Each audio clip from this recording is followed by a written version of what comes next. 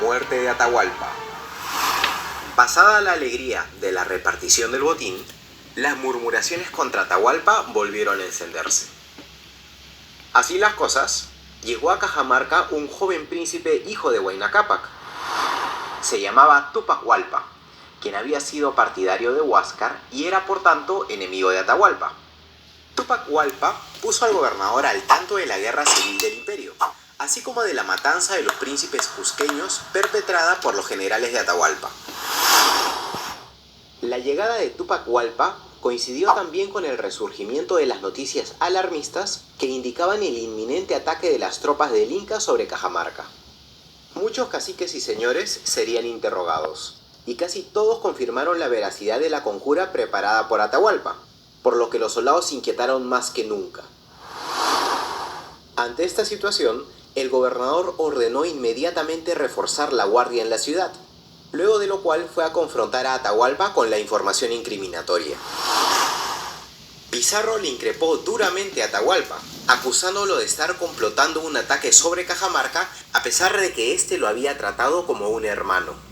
Atahualpa negó categóricamente haber ordenado cualquier ataque contra los españoles, alegando que desde su cautiverio le era imposible poder complotar tal ardid. De hecho, la argumentación del Inca fue tan bien estructurada que causó el asombro de muchos de los españoles presentes, que no concebían cómo alguien a quien consideraban un bárbaro pudiera exhibir la prudencia y lucidez de un monarca europeo.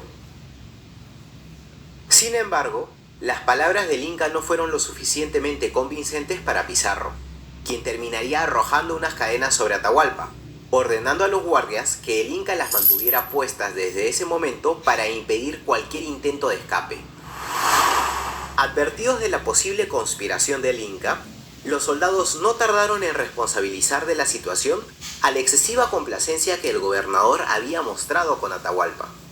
Poco a poco la murmuración entre la hueste española fue creciendo, hasta convertirse en una protesta pública con el riesgo de escalar en un conflicto interno. A fin de tratar de controlar la crisis, el gobernador envió una expedición al mando de Hernando de Soto para corroborar si era cierto que un ejército se encontraba marchando en dirección a Cajamarca. Sin embargo, la partida de esta misión de reconocimiento no fue suficiente para calmar la creciente histeria que se vivía en el pueblo, por lo que muy pronto comenzaron a oírse pedidos de terminar con la vida del Inca. Pero no todos los conquistadores querían ver muerto a Atahualpa. Además de Hernando Pizarro y Hernando de Soto, había un reducido grupo de españoles que consideraban que el Inca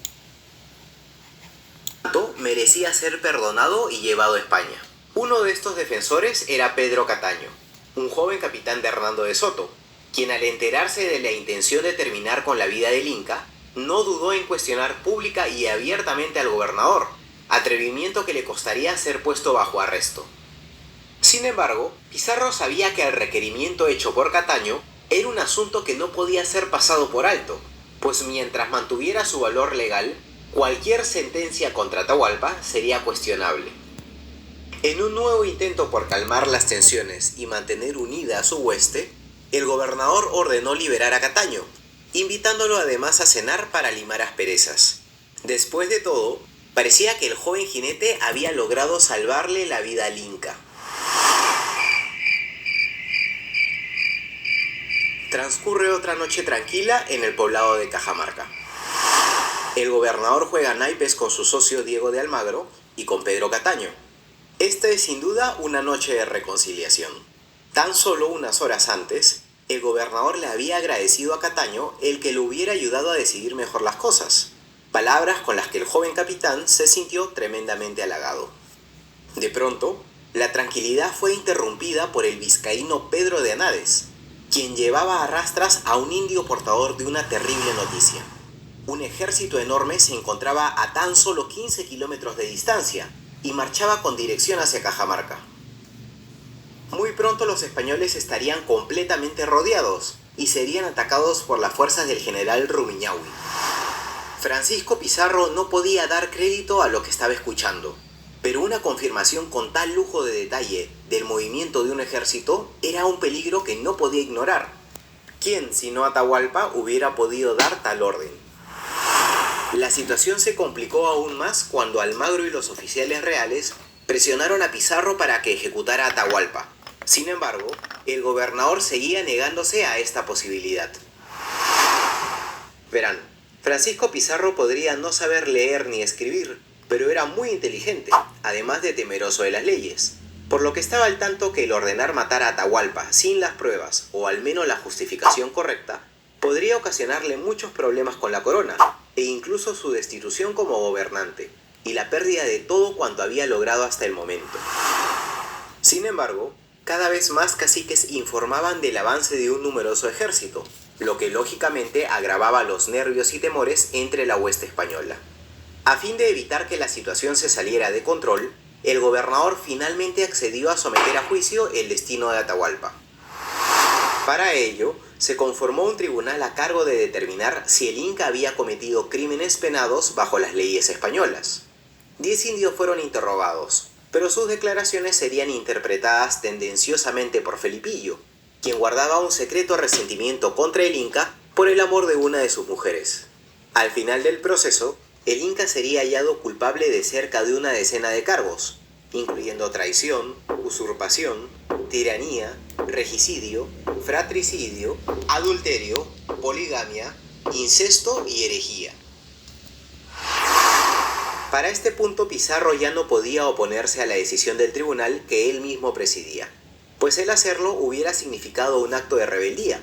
Sin embargo, consultó una última vez con Valverde, quien le confirmó que la sentencia era correcta.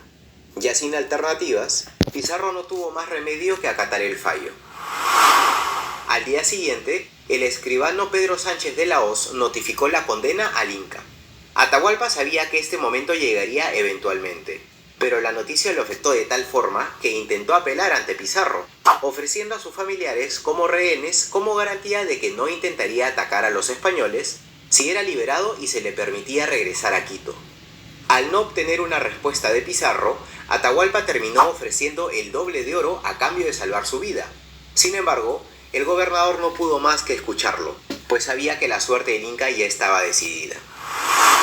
La noche del sábado 26 de julio de 1533, Atahualpa fue conducido a la plaza de Cajamarca, donde recibiría su condena, morir en la hoguera. Este destino sin duda aterraba al Inca, pues de entre todos los castigos concebibles, el ser quemado significaba la desaparición total de su cuerpo, con lo que perdería la posibilidad de ser honrado y venerado en el otro mundo, al igual que lo había sido su padre, Huayna Cápac. Vicente de Valverde le ofreció al Inca la conmutación de su pena si accedía a recibir el sacramento del bautizo. Atahualpa terminaría accediendo ante la insistencia del fraile, siendo bautizado, con Pizarro como su padrino, asignándosele el nombre de Francisco, aunque algunos cronistas mencionan también el nombre de Juan. Por voluntad, el Inca encomendó a sus hijos al gobernador, solicitándole además que su cuerpo fuera trasladado a Quito, a lo que Pizarro accedió. El Inca fue atado a un poste, y poco a poco la cuerda que rodeaba su cuello fue tensada, mientras que Fray Vicente de Valverde recitaba un salmo. Atahualpa, resignado ya a su destino, soportó el castigo impuesto hasta que finalmente su nuca fue partida y sus ojos perdieron toda expresión.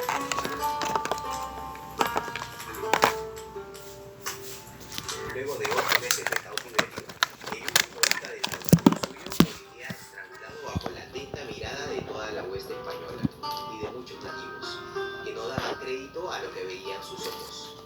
El hijo del sol había sido ejecutado. Consumada la condena, el cuerpo del Inca sería parcialmente quemado y depositado en la plaza, para que sirviera de escarmiento a todos aquellos que osaran intentar oponerse a la corona española. Al día siguiente, Atahualpa sería enterrado en la iglesia improvisada en Cajamarca, aunque su cuerpo terminaría por desaparecer. Paradójicamente, Hernando de Soto regresaría a los pocos días para informar que no habían encontrado rastro alguno de un ejército, solo para enterarse que la sentencia contra Atahualpa ya había sido consumada. De Soto le reclamaría duramente a Pizarro, indicándole que Atahualpa había sido muerto injustificadamente, cuando lo correcto hubiera sido llevarlo a España ante Carlos V, aduciendo además haber sido engañado para alejarlo de Cajamarca. No existen pruebas definitivas en torno a si el Inca ordenó o no un ataque sobre Cajamarca. Sin embargo, muchas fuentes hacen mención de la aparente y excesiva indecisión de Atahualpa, quien intentaba salvar a su imperio, pero temía perder su vida en el proceso. Incluso el propio Calcuchímac mencionaría que, antes de caer en cautiverio, fueron varias las ocasiones en las que recibió órdenes de dirigirse a Cajamarca, solo para terminar regresando sobre su marcha a último momento.